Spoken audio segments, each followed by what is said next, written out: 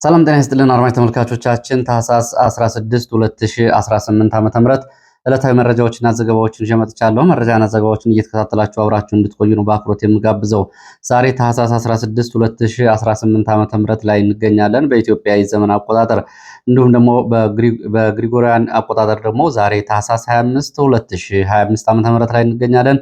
በዛሬው ዕለት በተለያዩ ሀገራት የገና በዓል እየተከበረ ነው የሚገኘው። በዚህ የዘመን አቆጣጠሩ ስሌት ውስጥ ባሉ ሀገራት በዚህ ምክንያት በተለያዩ ሀገራት የምትኖሩ በአውሮፓም፣ በአፍሪካም፣ በኤዥያም፣ በአሜሪካም ያላችሁ አድማጭ ተመልካቾቻችን ይህንን በዓል የምታከብሩና በሚከበርበት አካባቢ ያላችሁ እንኳን ለ2025 ዓመተ ምህረት የፈረንጆቹ ገና በዓል አደረሳችሁ ማለት ፈልጋለሁ። ከዚህ በመቀጠል የተለያዩ መረጃዎችን ይዣለሁ። ዛሬ የያዝኳቸው መረጃዎች እስከ መጨረሻው እንድትከታተሉ ነው በአክብሮት የምጋብዛችሁ። እንግዲህ በተለይ በአሉ የግንባርና ዝርዝር መረጃዎችን በተመለከተ ቀዳሚ ምርጫችሁ እንደሆነ እየገለጻችሁልኝ ትገኛላችሁ። በተለይ በግንባር መረጃዎች እንግዲህ የተመራጭ ሚዲያ መሆኑን በተደጋጋሚ ገልጻችኋል። ከዚህ ጋር በተገናኘ እንግዲህ በዚህ የሚወጡ መረጃዎች እና ብዙ ሰዎች ያልተከታተሏቸው መረጃዎች እንደገና ከሌሎች ሚዲያዎች ሰምታችሁም ይህንን ጉዳይ ተመልክታችሁታል የሚል ድጋሚ አስተያየት ልካችሁልኛል። እንግዲህ ምናልባት በዚህ ፕሮግራም ሲተላለፍ አምልጧችሁና ሌሎች ሚዲያዎች ደግሞ በዜናና በተለያየ መልክ አቅርበውት ሊሆን ይችላል። እንግዲህ ከወታደራዊ የግንባር መረጃዎች አንጻር ቀዳሚ ምርጫችሁ እንዲሆን አሁንም በድጋሚ ጥሪ አቅርባለሁ። ከዚህ ጋር በተያያዘ በትናንትናው ዕለት እንደዚሁ ጥሪዎችን አቅርቤ ነበረ። የእስረኛ ቤተሰቦችን በተመለከተ ቢያንስ የዓመት በዓል መዋያና ያሉበትን አስቸጋሪ ሁኔታ ቤተሰቦቻቸው የተበተኑባቸው አዲስ አበባ ቤት ኪራይ የሚከፍሉት አጥተው ወደ ገጠር አካባቢዎች የተበተኑ የእስረኛ ቤተሰቦች አሉ። እጅግ አስከፊ የሆነ ህይወት ነው እየገፉ ያሉት። ደሞዝ የተቋረጠባቸው ህፃናት ትምህርት አቋርጠዋል። ይህንን በጥሪ የሰሙ በርካታ ወገኖች በተለያየ መንገድ እንዴት ድጋፍ እናድርግ የሚል ጥሪዎችን ጽፋችሁልኛል። ለዚህ ምላሽ አለን። እኛ የምንችለው እናደርጋለን። በጣም በእርግጠኝነት በሚቀጥለው የገና በዓል አንድም የእስረኛ ቤተሰብ ከፍቶት አይውልም፣ ተቸግሮ አይውልም፣ ርቦት አይውልም እኛ እያለን የሚሉ ምላሾችን ሰጥታችኋል። እንግዲህ ይህንን በተመለከተ በያላችሁበት እየተነጋገራችሁ በማህበራት በተለያየ መንገድ ሰብሰብ አድርጋችሁ የምትችሉትን ወደ እስረኛ ቤተሰቦች መላክ ትችላላችሁ። የእስረኛ ቤተሰቦችን አድራሻ ለመስጠት እንደዚሁም ደግሞ ከአሁን በፊት የተሰበሰቡባቸውን አስተባባሪዎች ለማግኘት የሚቸግር አይደለም። እንግዲህ አንተ ብታስተባብር የሚልም እንደዚሁ ጥያቄ አቅርባችኋል።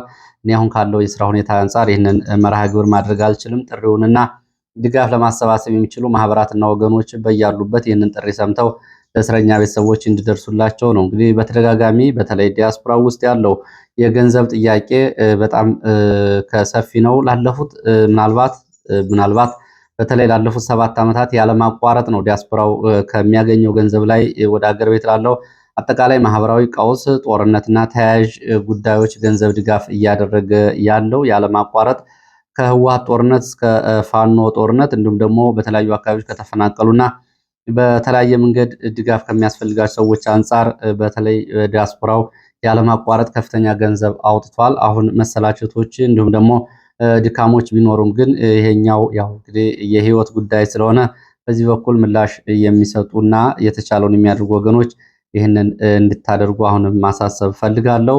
ከዛ ባሻገር ግን ያው እንግዲህ ገንዘብ ሲላክና ገንዘብ ሲዋጣ በተለያየ መንገድ ከውጭ ካሉ ማህበራቶች እና አንዳንድ ግለሰቦች አገር ውስጥ ገንዘብ ተቀባይና ገንዘብ አድራሾች መካከል ያለው መተማመን ከአሁን በፊት በርካታ ችግሮች መከሰታቸውንም የሚገልጹ መረጃዎች ናቸው ያሉት። ከዚህ አንጻር በቀጥታ ባለጉዳዩንና የእስረኛ ቤተሰቦችን ወይም ደግሞ ሌሎች በሌላ ማህበራዊ ጉዳይ የተቸገሩ ሰዎችን ለማግኘት የሚቻልባቸውና አስተማማኝ በሆነ መንገድ ገንዘቡ እንዲደርሳቸውና ለታለመለት ዓላማ እንዲውል ለማድረግ ትክክለኛ አድራሻቸውን የእስረኛ ቤተሰቦችንና የእስረኛ ተወካዮችን፣ ጠበቆችን ማግኘት ትችላላችሁ። በዋናነት ለምሳሌ ከዚህ ጋር በተያያዘ ጠበቆቹ ጋር መገናኘት ትችላላችሁ። ጠበቆቹ እንደዚሁ እንግዲህ ቤተሰቦቹን አድራሻ በየቀኑ ስለሚያውቁ እነሱ ያገኛሉ። ይህንን ገንዘብ አሰባስባችሁ በአጭር ጊዜ ገንዘብ በእጃችሁ ሲኖር ድጋሚ ብትጠይቁ የጠበቆቹን አድራሻና የእስረኛ ቤተሰቦችን አድራሻ በቀጥታ ልታገኙ ትችላላችሁ። አመሰግናለሁ።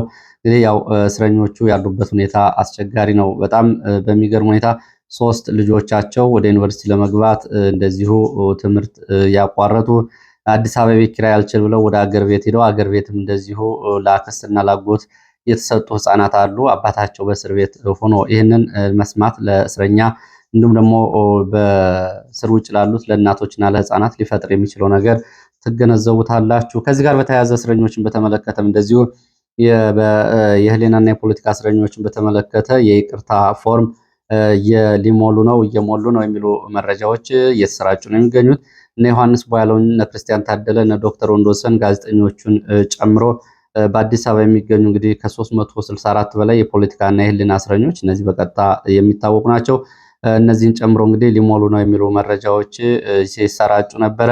ይህንን በተመለከተ መረጃውን ለማጣራት ብዙዎቻችሁ ይህን መረጃ አጣራልን የሚል መልእክቶችን በውስጥ ገጽ ልካችኋል። ከዚህ ጋር በተያያዘ እንግዲህ የእስረኞቹ ጠበቆችን በስልክ አግኝቼ ነበረ። ከጠበቆቹ መካከል ዛሬ ያገኘሁት ጠበቃ ሰለሞን በጉዳዩ ላይ የሰማው ነገር እንደሌለና ደንበኞቹ በዚህ ጉዳይ ላይ የቅርታ ፎርም ሙሉም እንዳልተባሉና እነሱም የሰሙት ነገር እንደሌለ ነው የገለጸልኝ።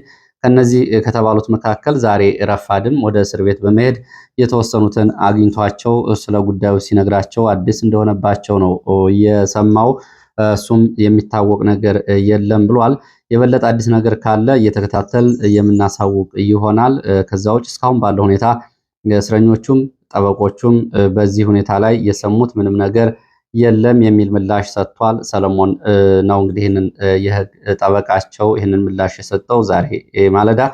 ወደ ሌሎች መረጃዎች ቀጥላለሁ። ወደ ወለጋ የሚወስድን መረጃ ነው ማስከተል የምጀምረው። እንግዲህ በዚህ ሰዓት ካያስኳቸው በርካታ የግንባር መረጃዎች መካከል አንዱ ወደ ወለጋ የሚወስደን ነው። በነገራችን ላይ በተለያዩ አካባቢዎች በርከት ያሉ መረጃዎች እንዲሻለው የሌሊት የካምፖች ጥቃት ደርሷል። በካምፖች ላይ በኮማንዶች ላይ እንደዚሁ የተፈጸሙ ጥቃቶችን ጨምሮ ዝርዝር የግንባር መረጃዎችን ትከታተላላችሁ። ወለጋ አካባቢ ያለውን የሰብአዊ ቀውስ ሁኔታ በተመለከተ እንግዲህ በምስራቅ ወለጋ እንግርጉትን ቃጠሎ ቀጥሏል። የአማራ መንደሮችንና መኖሪያ ሰፈሮችን ማውደም ቀጥሏል። ይህ እየሆነ ያለው በረጲዮላ፣ በጋቸና ሲርና በኦሮሚያ ልዩ ኃይልና በኦሮሚያ ልዩ ኮማንዶ ገዳና የቄሮ ሰራዊት በሚባለው ነው። እስካሁን ድረስ ከ670 በላይ የአማራ አባወራዎች የሚኖሩባቸው ሁለት መንደሮች እየተቃጠሉ እንደሆነ ነው መረጃው የሚገልጸው። እንደ ዲቾና ሻሾበር የተባሉ ሁለት አነስተኛ የገጠር ከተሞች በርካታ ቤቶች ተቃጥለዋል። ውድመት እየተፈጸመ ነው። ሰዎች በአሰቃቂ ሁኔታ ታርደው ተገድለዋል። በዚህ ሁኔታ እንግዲህ አንዲት እናት ከአራት ልጆቿ ጋር በአሰቃቂ ሁኔታ በቢላዋ ታርዳ ተገድላለች። ላለፉት 2 ዓመታት ይሄ በቢላዋና በአሰቃቂ ሁኔታ መግደል ቆሞ ነበረ። አሁን እንደገና እንግዲህ በአካባቢው ዛሬ ይሄ ተፈጽሟል። እንዶዴዲቾ ተብሎ የሚጠራ ምስራቅ ወለጋ እንገርጉትን የጉዳዩን ውስብስብነት በተመለከተ እንግዲህ ቅሬታ አቅራቢዎቹ የሚከተለውን አድርሰዋል። በዚህ በአንገርጉትን ጭራሽ መከላከያው ሁኔታዎቹን አመቻችቶ ለኦሮሞ ጸጥታ ኃይል ረጲዮላ፣ ጋቸና ሴርና፣ ገዳ ኮማንዶ እና ለቄሮ ሰራዊት አመቻችቶ ካስረከበ በኋላ ጉዳዩን አሳልፎ ከሰጠ በኋላ ከአቅሜ በላይ ነው የሚል ምላሽ ሰጥቷል። ይሄ እጅግ አሳዛኝ ነው። ልብሳችሁን አውጡ፣ ህፃናትን አውጡ የሚል ትዕዛዝ ሰጥቷል። እንግዲህ መንደሮቹ እንዲወድሙ የተደረሰበት ስምምነት ነው። እጅግ አሳዛኝ ነው። የኦሮሞ የጸጥታ ኃይል ትላንትና ወዲያ ዘመቻ ሲከፍት ህዝቡ በሚችለው መንገድ መክቶ መልሶት ነበረ።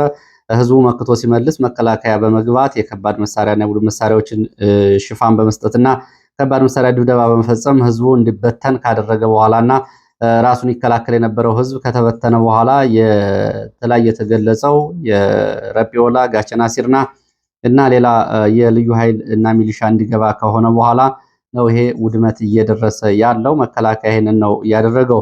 ህዝቡ እንዲበተን የኦሮሞ ጸጥታ ኃይል ወደ መንደሮቹ ዘልቆ እንዲገባ ድጋፍ ያደረገው መከላከያ አሁን ጉዳዩ ከአቅሜ በላይ ሆኗል፣ ዕቃችሁና ንብረታችሁን አውጡ፣ ሽሹ የሚል ትዕዛዝ መስጠቱ የተቀናጀ የጥቃቱ እንግዲህ አንድ እቅድ ነው ብለው ነው የሚያዩት። ይህንን ቅሬታ የሚያቀርቡ አሁን ሰዎች ሲታረዱ ከ600 በላይ መኖሪያ መንደሮች እንዲቃጠሉ ዝም ብሎ ያየው መከላከያ ሲጠየቅ ከአቅሜ በላይ ነው የሚለው የለበጣ መልስ ነው። ይሄ እጅግ አሳዛኝ ነው ይላሉ። ሁኔታው እጅግ አሰቃቂ ሆኗል። በዛሬ 4ኛ ቀኑን የያዘው የሻሾበር የእንዶዲቾ ቀበሌዎች ውድመት እንደቀጠለ ነው። በአሊ ቀበሌ ከ216 በላይ ህፃናትና እናቶች ጨምሮ አዛውንቶች በኦሮሚያ ጸጥታ ኃይል በሚባለው አጠቃላይ ታግተው ሲወሰዱ፣ እንዶዲቾ ደግሞ ከ150 በላይ ሰዎች ታግተው ተወስደዋል። የት እንዳሉ አልታወቀም። ችግሩ በጣም ተባብሷል የሚሉት የመረጃ ምንጮች ከአሊና ሻሾበር እንዶሌድቾ ተፈናቅለው ወደ ጫካ ከገቡት ሰዎች ውስጥ 2 ህፃናት ጠፍተዋል ብለዋል። 2ቱ ህፃናት ምናልባት በአውሬ ተበልተው ሊሆን ይችላል የሚል ግምት ነው እየሰጡ ያሉት። ህፃናቶቹ ጠፍተዋል ወደ ጫካ ከሄዱ በኋላ። ሌላው ጫካ ውስጥ ያለው ህዝብ 4ኛ ቀኑን ነው ይዟል። ያለ ውሃ ያለ ምግብ ከባድ ችግር ውስጥ ወድቋል። የሰብአዊ መብት ተሟጋቾችና ድርጅቶች በአውሬ የተበሉ ህፃናትና በጫካ ውስጥ ያለምንም ምግብና ውሃ የተቀመጡ ህፃናትና እናቶችን በአስቸኳይ ድጋፍ ሊያደርጉላቸውና ሊደርሱላቸው ይገባል ሲሉ ይህንን ጥሪ አቅርበዋል። ይህ እንግዲህ ቃል በቃል ከቦታው የደረሰ ሪፖርት ነው። ሌላው በኦሮሚያ ክልል እና በተለያዩ አካባቢዎች ኢትዮጵያ ኦርቶዶክስ ተዋሕዶ ቤተክርስቲያን ከባድ አደጋ ገጥሟታል። በእርግጥ በኦሮሚያ ክልል ብቻ አይደለም። የኢትዮጵያ ኦርቶዶክስ ተዋሕዶ ቤተክርስቲያን እንደ ሀገር ከባድ ችግር ገጥሟታል። በትግራይም እንደዚሁ ከባድ ችግር ገጥሟታል። በኦሮሚያ ክልል ያለውን ስንመለከት በኦሮሚያ ክልል የኢትዮጵያ ኦርቶዶክስ ተዋሕዶ ቤተክርስቲያን አንድነት ከባድ አደጋ ገጥሟታል የሚል መረጃ ነው የወጣው። የኩሽ ፖለቲካ ሰለባ እየሆነች ነው። የኩሽ ቤተክርስቲያን እናቋቁማለን በሚል አንድነቷ አደጋ ላይ ወድቋል። ቤተክርስቲያኗ በፖለቲከኞች እጅ ወድቃለች። በተቋቋመው የደህንነት ቡድን መዋቅር ከማፍረስ እስከ ግድያ የሚደርስ አዋጅ ታውጆ ይሄ እርምጃ እየተወሰደ ነው የሚገኘው። የተከፈለው ተከፍሎ ቤተክርስቲያኗ የኩሽ እናደርጋለን በሚል የተቋቋመው የፖለቲካ ቡድን ይህንን የሚከተሉትን ተግባራት በቅደም ተከተል እያከናወነ እንደሆነ ባለፉት 5 ዓመታት በስኬትም የገመገማቸው እንደሆነ ከአካባቢ የወጡ መረጃዎች ያሳያሉ። አንደኛው ቤተክርስቲያኗ ዋና ዋና መዋቅር መቆጣጠር እንዲሁም ደግሞ ሲኖዶስ ድረስ ያለውን ሙሉ በሙሉ በቁጥጥር ስር ማስገባት በሚል ፖለቲካዊ ተልዕኮ ተሰጥቶ ይሄ ተፈጻሚ እንደሆነ እና የመጀመሪያ ደረጃ ተግባር ውጤታማ እንደሆነ ተገምግሟል። በኦሮሞ ፖለቲከኞች ነው። የኢትዮጵያ ኦርቶዶክስ ተዋሕዶ መዋቅር ጠንካራ አደረጃጀቶችን ማፍረስና መቆጣጠር ሲሆን በኦሮሚያ ውስጥ ያሉትን እነዚሁ በሌሎች አዲስ የኩሽ ፖለቲካ በሚጠቅሙ ቡድኖች ማደራጀት በሚል ለምሳሌ ማህበረ ቅዱሳንን በኦሮሚያ ክልል ውስጥ ወልዳ ዱካ ቦታ ተብሎ በሚጠራና ዳንዴ ቦቴ ተብሎ በሚጠሩ ዳንዴ አቦቴ ተብሎ በሚጠሩ 2 አደረጃጀቶች ተልዕኮ እንዲያዝና ሌሎች ማህበራት ከጥቅም ውጭ እንዲሆኑ በዚህ በተደራጁት ወልዳ ዱካ ቦታና ዳንዴ አቦቴ ተብሎ በሚጠሩት ማህበራት ውስጥ ደግሞ የኩሽ ፖለቲካና የነ ሽመልስ አብዲሳ የፖለቲካ ተልዕኮ የያዙ አባላት እንዲገቡበት በማድረግ ስያሜያቸው ሲታይ በነገራችን ላይ የሐዋርያት ማህበርና የአባቶች ወይም ደግሞ የአበው መንገድ የሚሉ ናቸው ትርጉማቸው አማርኛ። ሆኖም ግን እነዚህ ዋና ዓላማቸው ነባሩን የኢትዮጵያ ኦርቶዶክስ ተዋሕዶ ቤተክርስቲያን መዋቅርን ማፍረስና በእነዚህ መተካት እንደሆነ ነው የተገለጸው። ሶስተኛው ይህንን የሚያደናቅፉ አባቶች ካሉ በቀጥታ በነሽመልስ ትዕዛዝ በተቋቋመ ገዳይ ቡድን የሚፈጸም ግድያ ነው። ሰሞኑን በሆሮ ጉዱሩ ወለጋ ዞን የሀገረ ስብከት ኃላፊዎች ግድያን በተመለከተ ከዚህ ጋር እየተያያዘ ነው። ይህንን መረጃ ወደኋላ ሄዳችሁ ልትከታተሉ ትችላላችሁ። የነዚህ አባቶች ግድያ ከነዚህ ማህበራት ጋር የተያያዘና በተለይ ከአዲሱ የቤተ ክህነት ስራ አስኪያጅ ጋር እንደዚሁ እስከታች ድረስ ፖለቲካዊና የቤተክርስቲያኗ መዋቅር ያካተተ እንደሆነ ነው የተገለጸው። ይህንን ዘገባ መከታተል ከፈለጋችሁ ወደኋላ ዝርዝር ዘገባውን በዚሁ ቻናል የተለቀቀውን ዕለቱን ላስታውሳችሁ። ይህ እንግዲህ ባለፈው ከ7 ቀናት በፊት ከዛሬ ወደኋላ 7 ቀናት በፊት የተሰራ መረጃ አለ። የሆሮ ጉዱሩ አባቶች ግድያ የሚል እሱን ልትከታተሉ ትችላላችሁ።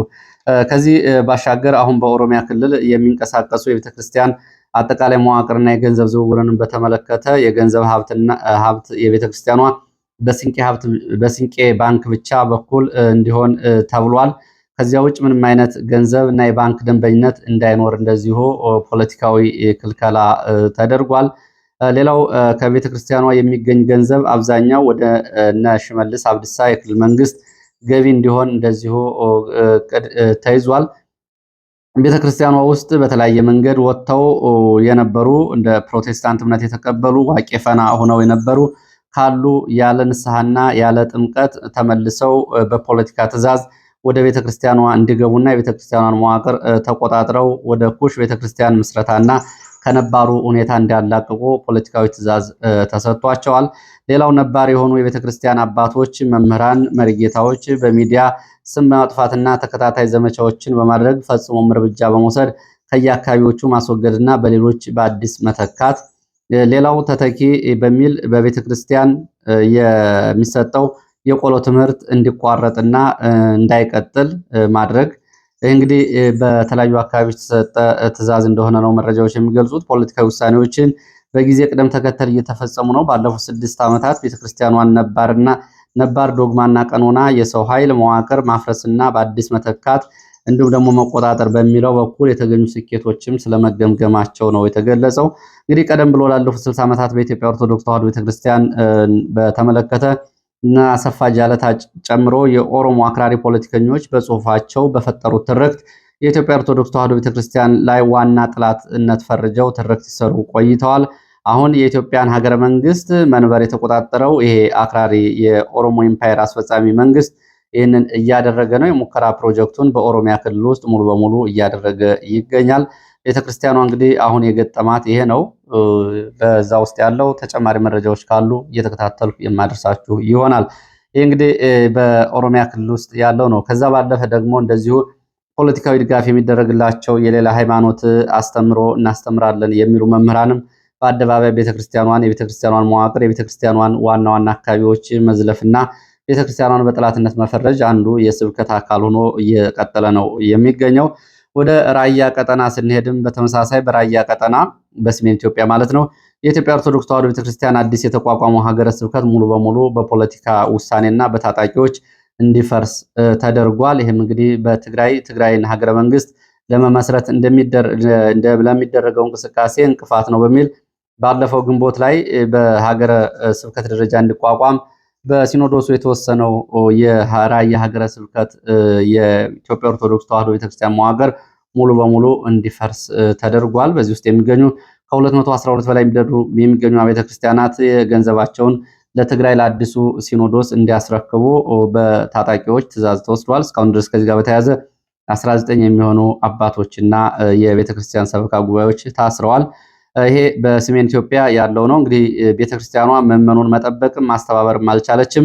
በቤተክርስቲያኗ ይሄን እንዳታደርግ ካደረጓት ጉዳዮች አንዱ በጥቅመኛ አባቶች ቤተክርስቲያኗ እና የፖለቲካ ተልእኮና ፍላጎት ባላቸው ሰዎች ቤተክርስቲያኗ መዋቅሯ በቁጥጥር ስር መግባቱ አንዱ ምክንያት ነው። ከዛ ባለፈ ዕለታዊ ጥቅምን እንጂ የቤተክርስቲያኗን ሕልውና ለማስከበር እንደዚሁ ቆርጠው የሚንቀሳቀሱ አባቶችም ብዙም የሉም፣ አይታዩም። ቢኖሩም ደግሞ ተጽዕኖ እንዳይፈጥሩ ተደርገዋል። ለዚህ ደግሞ እንደዚሁ እንግዲህ በጠቅላይ ሚኒስትር ጭምር በኢትዮጵያ ኦርቶዶክስ ተዋሕዶ ቤተክርስቲያንን ነባራዊ መዋቅር ከሚያውቁ ሰዎች መካከል ሹመት የተሰጣቸው ሰዎችም በቤተክርስቲያኗ ውስጥ እንግዲህ ይህንን ቁጥጥር እንዲያደርጉ ተልዕኮ ተሰጥቶ ነው ይሄ እየሆነ ያለው። ለማንኛውም በኦሮሚያ ክልልና በትግራይ ክልል ያለው የኢትዮጵያ ኦርቶዶክስ ተዋሕዶ ቤተክርስቲያን መዋቅር እንግዲህ ይህንን ገጥሞታል። በተለይ በትግራይ ያለው ደግሞ በፍጥነት ወደ ሀገረ መንግስት እንሄዳለን በሚለውና የኦሮሞ ደግሞ የኩሽ ቤተክርስቲያንን እናቋቁማለን በሚለው ቡድን ቤተክርስቲያኗ ይሄ አደጋ ላይ ወድቃለች። በራያ አላማጣ ተጨማሪ መረጃዎችን ላድረስ። በራያ አላማጣ ከተማ ምሽቱን ተኩስ ነበረ። 04 ሰፈር ከሚሴ ሰፈር ቻይና ካምፕ ታጣቂዎች ከበባ በማድረግ ተኩስ ምሽቱን ከፍተው ነበር የህወሓት ታጣቂዎች። በዚህም 4 ሰዎች በጥይት ተመተዋል። በጥይት የተመቱት ሰዎች የጉዳት ሁኔታ በዝርዝር አልታወቀም፣ እየተጣራ ነው ሲሉ የመረጃ ምንጮቹ ይህንን ገልጸዋል። ሌላ መረጃ አለማጣ ከተማ አዲ ፈለስቲ ተብሎ በሚጠራ ቦታ የህወሓት ታጣቂዎች ምሽግ እየቆፈሩ ድንጋይ እያቀረቡና ጉድጓድ እያዘጋጁ ነው። በዚህም በምሽቱን ወደ አዲ ፈለስቲ ተብሎ ወደሚጠራው አካባቢ ከሁለት ትምህርት ቤቶች ሞርተርና ዲሽቃ ወደ እነዚህ አካባቢዎች እያጓጓዙ እንደነበር የዓይን እማኞች ገልጸዋል። በማንኛውም ሰዓት ውጊያ ሊቀሰቀስ እንደሚችል ይሄ አሳይ ነው። ሁኔታዎቹ ይህንን ነው የሚገልጹት። ከ100 በላይ ተጽዕኖ ፈጣሪ የራያ አማራዎች ታስረዋል በህወሓቶች። እንግዲህ ከትግራይ ክልል በመጡ የህወሓት ታጣቂዎች ትጥቅ እንዲፈቱ ትዕዛዝ ተሰጥቷል። ይኸው ትጥቅ ለማስፈታት መጠነ ሰፊ እንቅስቃሴ ነው ያለው። ምሽግ እየተቆፈረ ነው። ወሳኝ ገዥ መሬቶች ናቸው የተባሉት በኮረምና ባለማጣ መካከል ያሉት በህወሓት ታጣቂዎች ቁጥጥር ስር እንደገቡ ትላንትና የወጡ መረጃዎች ያሳያሉ። ታጣቂዎች ከትግራይ ከማይጨውና ከመሆኒ አቅጣጫ ወደ አለማጣ በብዛት እንዲመጡ እየተደረጉ ነው። ወደ አማራ ክልል ወዳሉ መረጃዎች በተለይ የዝርዝር የግንባር መረጃዎችን ማቅረብ ጀምራለሁ። ያው አለማጣ አማራ ክልል ነው። ወደ ማዕከላዊ ጎንደር የሚወስደን መረጃ ነው የማስከትለው። በማዕከላዊ ጎንደር በካምፕ ላይ በተፈጸመ ድንገተኛ ጥቃት ጉዳት ደርሷል። በማዕከላዊ ጎንደር ጫንድባ ጭልጋ ወረዳ ጫንድባ ተብሎ በሚጠራ ከተማ በሚገኝ ጊዜያዊ የመከላከያ አድማ ብተናና የሚሊሻ ካምፕ ላይ ሌሊት በተፈጸመ ጥቃት በቁጥር ያልታወቀ የመከላከያ አድማ ብተናና የሚሊሻ አባላት ሙትና ቁስለኛ ሆነዋል የሚል መረጃ ነው የወጣው። በቡድን መሳሪያ በነፍስ ወከፍና እንዲሁም ደግሞ በእጅ ቦምቦች ጭምር የተፈጸመ ጥቃት ነው። ፋኖ ወደ ከተማው ዘልቆ ጊዜያዊ ካምፑ ላይ ጥቃት ከፈጸመ በኋላ አካባቢውን ለቆ ወጥቷል። በዚህ ለሰዓታት የቆየም ተኩስ ነበረ። የደረሰው ጉዳት በሁለቱም በኩል አልታወቀም። ታህሳስ 16 2018 ሌሊቱን የተፈጸመ ጥቃት ነው። ወደ ላስታ ቀጠና ስንሄድ በላስታ ቀጠና ለሁለት ቀናት ያለማቋረጥ ተከታታይ የውጊያ ዘመቻ መደረጉን የወጡ መረጃዎች ያሳያሉ። የመጨረሻ ኦፕሬሽን በሚል ዘመቻ መከላከያ፣ አድማ ብተና፣ ሚሊሻው መጠነ ሰፊ ዝግጅትና የመረጃ ስራ አጠናቅሮ በገቡበት በዚህ ዘመቻ ፋኖ ያጸፋ ምላሽ በመስጠት ከባድ የሆነ ሰብአዊ፣ ቁሳዊ ኪሳራ ማድረሱ ታውቋል። ታህሳስ 14 2018 ጀምሮ በአምስት ዋና ዋና ግንባሮች በሶስት ንዑስ ግንባሮች ነው ይሄ ዘመቻ ሲደረግ የሰነበተው።